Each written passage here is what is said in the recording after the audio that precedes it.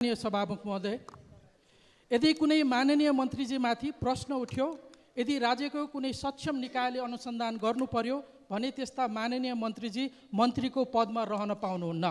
त्यसकारण उहाँले राजीनामा गर्नुपर्छ।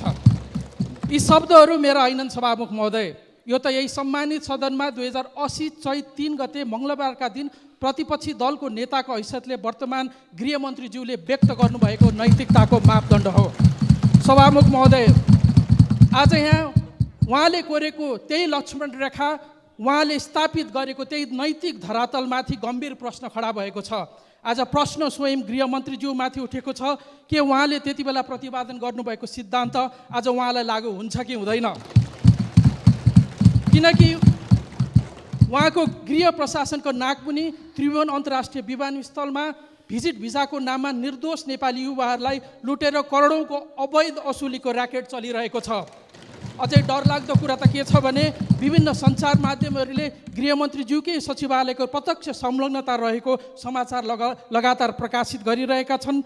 समाचारमा आएको तथ्याङ्क मान्ने हो भने पछिल्लो 8 महिनामा मात्रै धन्दै 4 अरबभन्दा बढीको लुट भएको छ। यत्रो ठुलो खेल कुनै राजनीतिक संरक्षण बिना सम्भव छ कि छैन?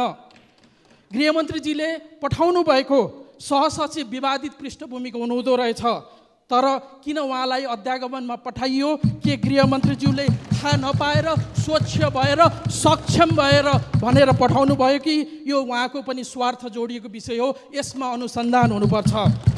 यसमा एक व्यक्ति मात्रै होइन सम्माननीय सभामुख महोदय, सम्माननीय माननीय गृहमन्त्रीज्यूकै सचिवालयमा रहेका कर्मचारीहरू पनि यही पृष्ठभूमिमा जोडिएको देखिन्छ।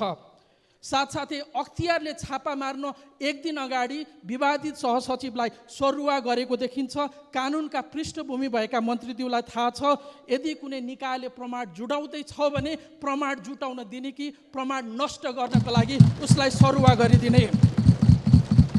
अब अनुसन्धान कर्मचारी माथि मात्रै होइन, गृहमन्त्रीमाथि पनि हुनुहुन्छ।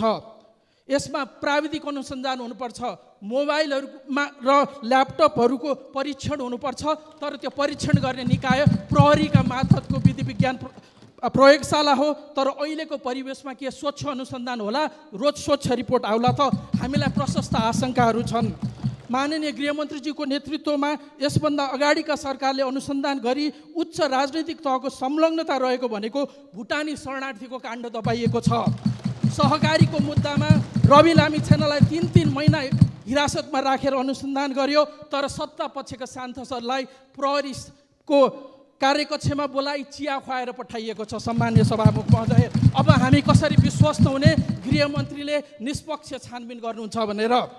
यो कुनै एक कर्मचारीले नागरिकता बनाउन गएको बेला नागरिकसँग घुस मागेको विषय होइन।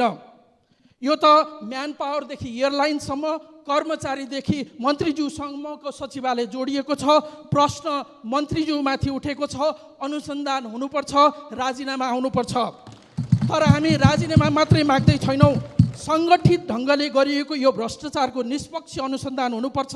सङ्गठित अपराध र सम्पत्ति शुद्धिकरणसँग जोडिएर हेर्ने गरी छानबिन गर्न एक उच्च स्तरीय छानबिन आयोग नबनेसम्म संसद चल्न सक्दैन।